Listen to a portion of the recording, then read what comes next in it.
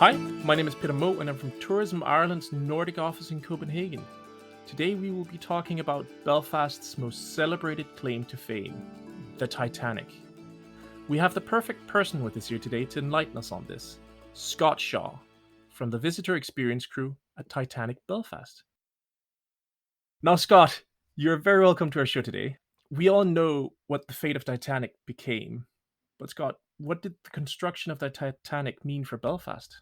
Well, hi, Peter. Thank you for having me today. The construction of the Titanic for Belfast really incorporated so many new job opportunities, career aspirations for many people across Ireland at the time. Belfast in 1911 was enjoying the greatest boom in its history. Industries such as rope making, linen, and shipbuilding were three of the bigger industries at the time that were doing so well, and job opportunities were arising through them. It was the largest rope works in the world at the time in Belfast, and Belfast's nickname was Linenopolis at the time, due to being the Okay. largest producer and exporter of linen in the world. And then shipbuilding, as we know with Titanic, was a huge industry at the time. And in our first gallery, Hmm. in our experience, we named it Boomtown Belfast, and it's where you can discover more of what Belfast would be like in the early 20th century. Fair enough. So obviously, then the Titanic had a great influence in creating a boom for the city and making it a great place to be. But what happened after the Titanic sank? Did it have any impact on Belfast? Huge, huge. So obviously, first of all, so many families and friends obviously were lost. As well as that, then the sinking happened on the 15th of April 1912, as we all know, and it resulted in two specific inquiries by both the British and US governments, specifically the British Wreck Commissioner on behalf of the British Board of Trade, and also with the US Senate at the time. And as a result of both of the inquiries, it led to changes in safety practices following the disaster, most notably being that every passenger and ship vessel from Titanic's disaster right through till today now have to have enough lifeboat spaces on board. As you would imagine, it just makes common sense to Hmm. us today, for every single person on board, every soul. And in our exhibition, there's a 33-foot wide plan of Titanic, which was designed for the British Inquiry, and it's now on display in the exhibition itself. So that's kind of the. I guess we have that horrible disaster to thank for better safety for all ships going forward. But what impact did it have on Belfast as a city? Do you know? It left a huge legacy. Just the ship itself being built here, launched as well. It was a huge feat of engineering at the time. It was the largest moving man-made object in the world at the time, not to mention the most luxurious as well, and something that people of Belfast are very, very proud of as they go forward now and think back to the history that they had at the time. The visitor attraction here pays tribute to all the hardworking men and women of Harland and Wolff, the shipyard which launched and created Titanic. And we are proud with our building in our 10th year to now have welcomed just over 6.5 million visitors from 145 different countries. And I think what's really special about Titanic Belfast is the authenticity. It really is the home of Titanic, and no better place to hear her story being told. Fantastic. I do agree. I've been to the museum myself. It's a fantastic experience. I've recommended it to everyone. But to give our listeners a bit of knowledge, what do they experience when they visit the Titanic Belfast experience? You said first that they enter the boom period here, but what else Yes, happens? first gallery, Boomtown Belfast. Titanic Belfast is the world's most authentic retelling of the iconic story, as well as the world's largest Titanic experience anywhere in the world. It's a self-guided tour. You just go through at your own speed, taking through all the information across 9 interactive galleries where you discover the sights, sounds, smells, and stories of the ship, as well as the people and city that made her as well. Also, with a ticket to the Titanic Experience, if people come here, they also can get on board the SS Nomadic, which sits just across the road from us, only a 2-minute walk. And this was the last remaining White Star Line vessel in the world, and the original tender ship for the RMS Titanic as well. And as we said earlier, we're in our 10th year celebration, fantastic, of our building being here, and also just past the 110th anniversary of the sinking of Titanic. And we now have a temporary photographic exhibition on display for people to visit, and it's named The People Who Built Titanic Belfast, which showcases our Oh. iconic building's creation and the people who helped to make it happen. So visiting Titanic Belfast and the SS Nomadic really is an unforgettable experience. So you mentioned there are 9 galleries. What are those galleries? So the first, the boom time, then what follows? For Boomtown Belfast, the first, it's 9 galleries across 4 floors in the exhibition, and it caters to all people from all walks of life as well. There are lifts, elevators, escalators, stairs, whatever is needed to cater to everyone coming through and into the exhibition. But through Boomtown Belfast, we go then into the shipyard, and there is a 6-minute cable car ride, very gentle. Now, this is not a roller coaster. It gives you an idea of what the shipyard would have been like at the time, the sights and sounds you would hear All right, yeah. just through audio above your head on the ride, the workers telling you what a day in the life in the shipyard would have been like. From there, you move through into the launch of Titanic, 31st of May, 1911, looking out a huge window over the original slipways, which sit just at the back of our building here, which detail Mhm. where Titanic was actually launched from and is the original standing place where it happened.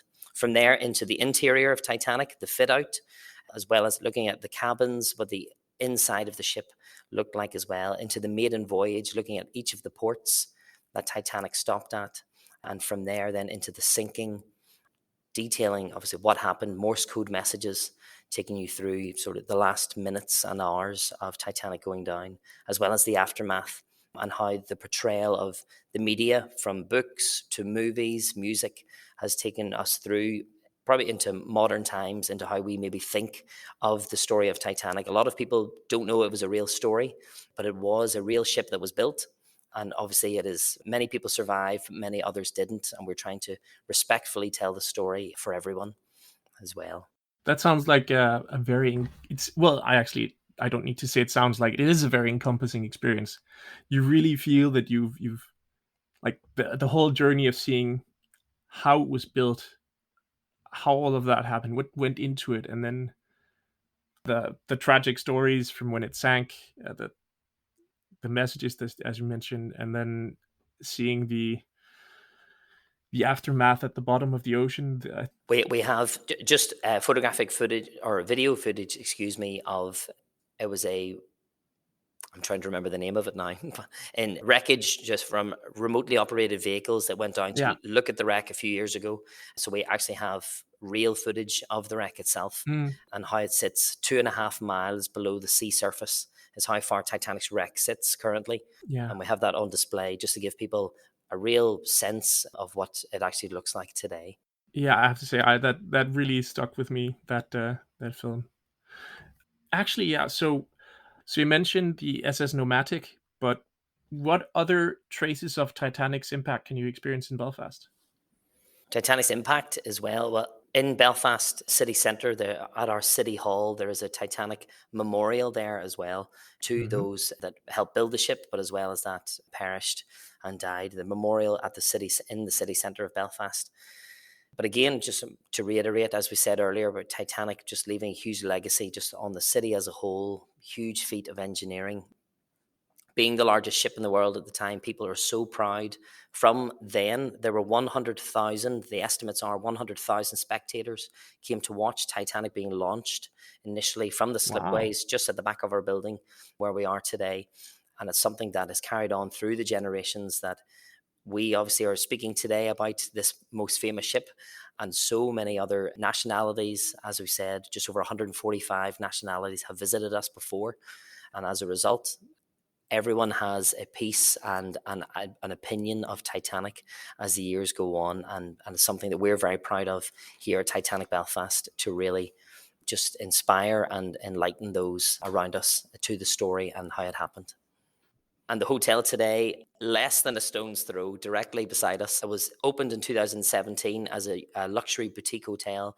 Lots of the interior, the decor, lots of models and photographs of Titanic, and just paying homage to the history there.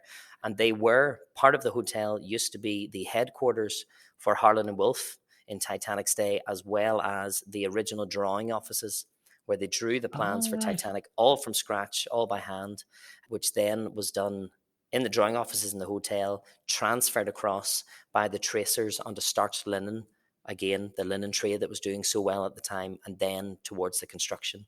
And that is all right beside us, just in the hotel, just next door. That's fantastic. So you mentioned Harlem and Wolff. So was it Harlem and Wolff that made it? Yes, Harland and Wolff. They Harlem were and Wolff. Edward Harland and Gustav Wolff. They were the shipyard, the company here that was given the contract really to build the world's largest liners at the time. The three sister ships, Titanic, we know of course, but before that there was the Olympic, the Okay. first of the three sister ships launched in 1910. The Titanic followed then in 1911, and then in 1914 the Britannic, and the three sister ships all built to the same luxurious design, interior, everything to be identical. It just so happened that Titanic was a little bit heavier in the end, which is why it was the world's largest moving object at the time.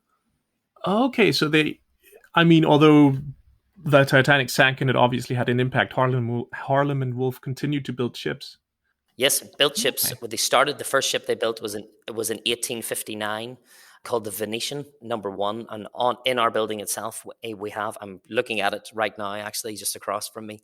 There's a huge green wall in the atrium, the center of our building, that has lots of names written on it there, and they are the names of ships built here in Harland and Wolff in the shipyard in Belfast. Okay. 1859 being the first one, right through then.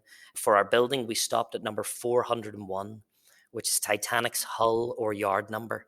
Oh. And that was Titanic's hull or yard number, and it was known as number 401 in the shipyard. It didn't have the name Titanic until much later, but they built Harland and Wolff ships right through then until 2003, just over 1,700 ships in total. Oh, okay. But do they still make ships, just not in Belfast, or is it do They do. Harlem and They've Wolff? moved Harland. Okay. Harland and Wolff, they've moved more into ship repairs, and as Oh, well as okay. that, more into sort of eco construction, constructing of wind turbines, that type of work today. In Titanic's day, Harland and Wolff had just about 30,000 employees. About 15,000 of them worked in the shipyard itself. That has since dwindled much, much more in recent years. 2019, there were only 10 employees at that point. But thankfully, a London based company helped really to inject some money and infrastructure into the area again, which has helped them to keep their name, Harland and Wolff, the legacy that goes with that, all of the ships, Mm. including Titanic, which were launched and made here, created, and then also then to help with ship repairs and wind turbines going forward. That's a bit of a shift, but an interesting one at least. So, working with the visitor experience crew at Titanic Belfast, what's your favorite way to experience the Titanic? It's a great question. I even looked at your questions as they came through, and I thought, what is my favorite part? It's all fantastic.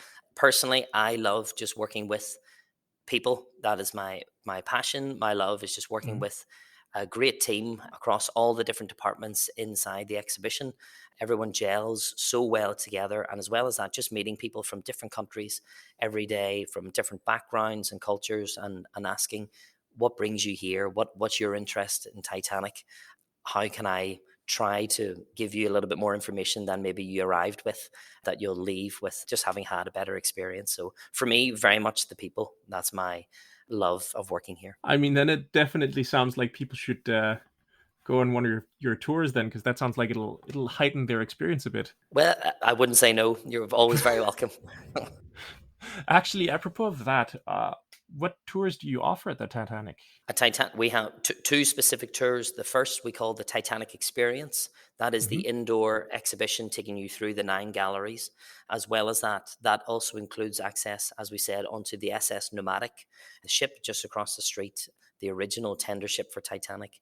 A different tour that is offered is called the Discovery Tour. And then that is a 1 hour in length guided tour, then starting on the outside of the building, talking about the architecture and the symbolism of the building itself, as well as the area, taking in the former headquarters of Harland and Wolff, the drawing offices, which now may help to make up the hotel, as well as walking on the slipways where Titanic herself once stood as well, and seeing the deep-rooted connection Oh, that Belfast has with this once mighty ship as well. We then come back inside. This is part of the discovery tour, back inside the building, going up a few levels just to get a better view outside of the slipways from a better vantage point to look at some of the details. I don't want to spoil too much for you now. I have to try and entice people in some way to come and visit, but all the different details and symbolism around the area as well. Ah, fantastic. So that it sounds like a good way to get a more encompassing understanding and experience then compared to the self-guided tour, which I did, which was I great think so. and really I moving. think they're both. Yeah, I think most people when they come to visit us go for the Titanic Experience, being the indoor attraction. We're maybe Mm. not known for the best weather all year round, um, as you just the running joke with all the locals anyway. But the Discovery Tour really is an added, a really significant addition to the tours that we offer. So definitely would come highly recommended as well. I'm curious because I never got to go on. I didn't have time to go on the Nomadic. But what do you experience when you go on the Nomadic? When you go on the Nomadic, you really are stepping into history and luxury itself.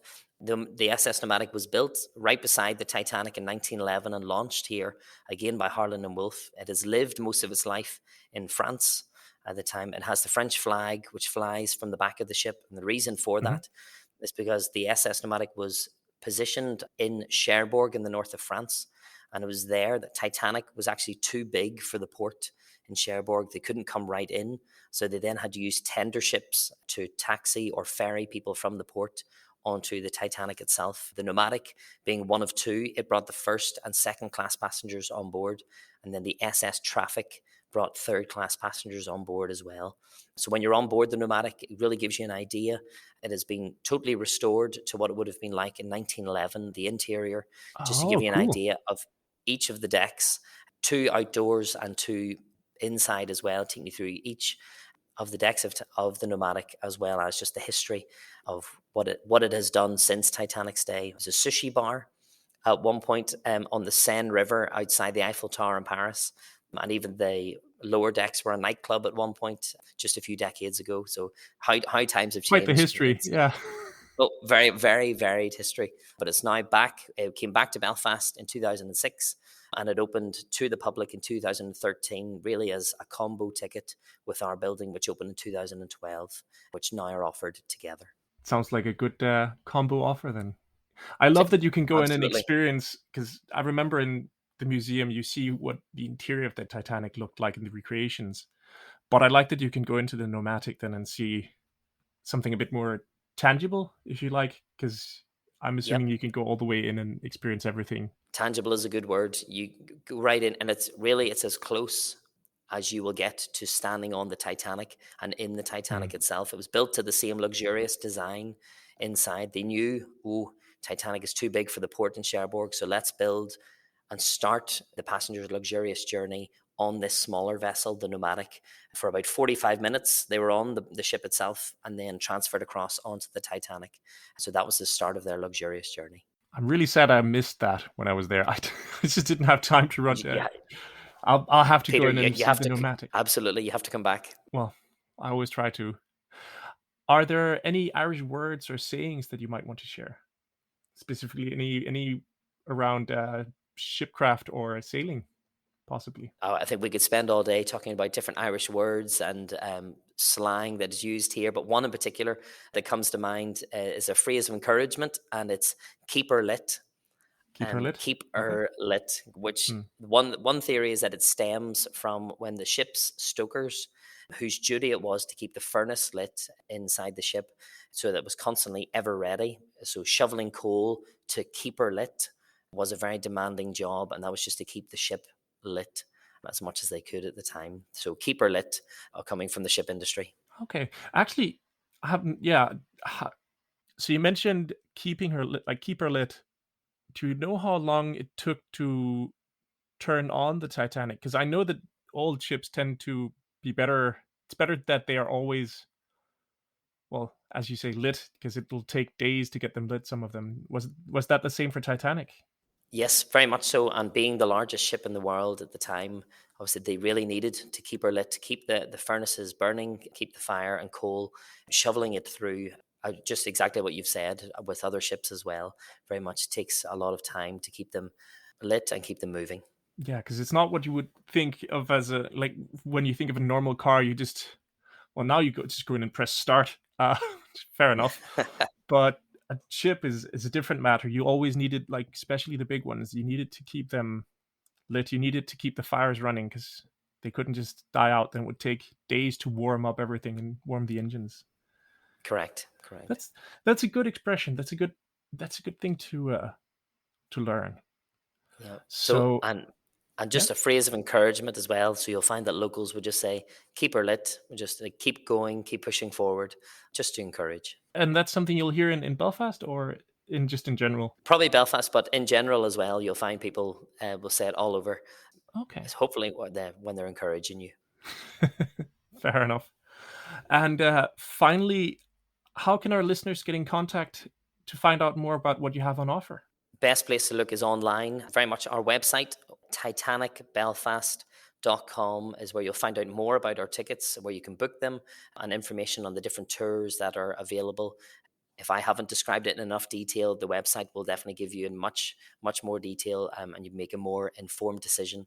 And follow us on our social media channels as well, just at Titanic Belfast, Facebook, Instagram, anywhere else you can think of, you'll find us. And we can't wait, if you don't mind me saying, to welcome visitors from both Copenhagen and all of Scandinavia, where we look forward to having you. Perfect. Thank you very much, and thank you very much for joining my podcast here today. Thanks very much, Peter. Thanks for your time.